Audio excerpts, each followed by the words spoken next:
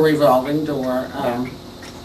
We have no way of, at this time, of curbing that revolving door. If we could reduce, though, those people who are going to jail, that would be a great boon to both the criminal justice system and to society in general. Once a person is incarcerated, and if they want to change their life, that they be given the opportunity. I believe it is the community's responsibility to meet that need. The folks that we hold in our county jail are those folks that we all hope are going to be returned to us. We hope in that process that they come back to us as better citizens, not worse. And that's the light in which I think we need to assess this jail, the facilities, and what we can offer.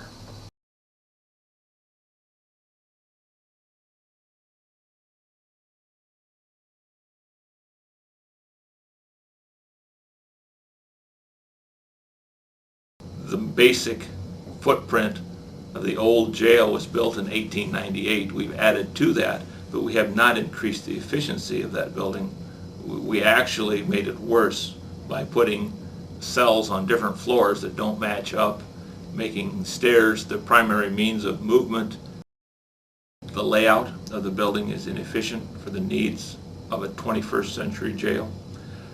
The sally port, which allows us only to put in one vehicle at a time, which means that if we're moving prisoners and an arrest is made, we literally have to back cars up into our driveway to try and move prisoners in and out of the facility.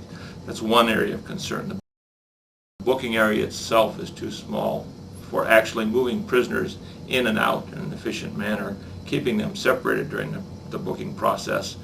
And the way the facility is laid out now, the main hallway where prisoners are entered is also the main hallway where all functions, basic functions of the building are carried out. So the deliveries are coming through this hallway. Prisoner movement is going through this hallway. All at the same time are trying to bring new prisoners in. The multi-purpose room is not set up for what we're using it for. It's basically an old stable that has been converted into a video courtroom, very noisy and inefficient in that setup. And we're also using it for other functions. If we have meetings, we tear it down for one function and put it back together for another. And we're also fingerprinting juvenile prisoners to keep them out of sight and sound. The jail, as it is laid out, does not allow for line of sight supervision of the inmates in all areas. So many times when inmates are being moved, 2 correctional officers and sometimes 3 have to be present to maintain safety, especially in the narrow hallways and in the maximum security areas of the jail. Once I close the doors on a cell, I don't know what's going on for the most part. I do my rounds, but I can't be sure what's happening the minute I leave. We have cameras, but they don't show everything, and the inmates know this. 24 hours a day, 365 days a year since 1898 when the older facility was open. The community needs to understand that we are overusing this facility. And as a result, in that regard, this jail fails us because it's not adequate.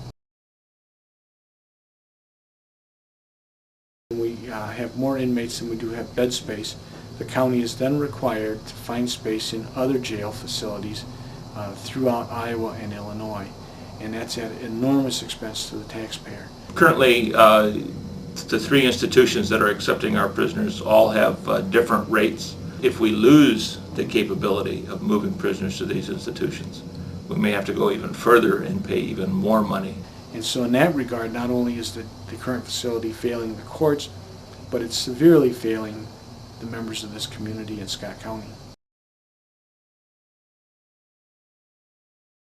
We don't have any programs, not many programs, implemented at this time. Currently, we have very limited space to do any type of programming. You know, if we do programming now, it's a very small group, maybe a one-on-one type of intercession. With a newer facility or remodeling of the facilities we now have, we may be able to get larger groups and more efficiently provide some services. We have literally exhausted a long list of alternatives in an attempt to maintain or limit the population in the county jail. We're using in-home detention. We're using electronic monitoring or bracelets around the ankles of folks to keep them detained at home outside of the jail. We are using other treatment facilities as quasi-detention facilities, attempting to get the inmates treatment while at the same time finding placements that limit the community's exposure to danger in the meantime. We are using supervised probation officers, or probation officers that actually supervise a pretrial release detainee, trying to assist in supervising that person, knowing their whereabouts while they're awaiting trial, but at the same time not being in the county jail. We have instituted a court compliance program in partnership with Scott County to get folks that have been sentenced to comply with orders of the court and to maintain their financial obligations without the necessity of placing them in the county jail.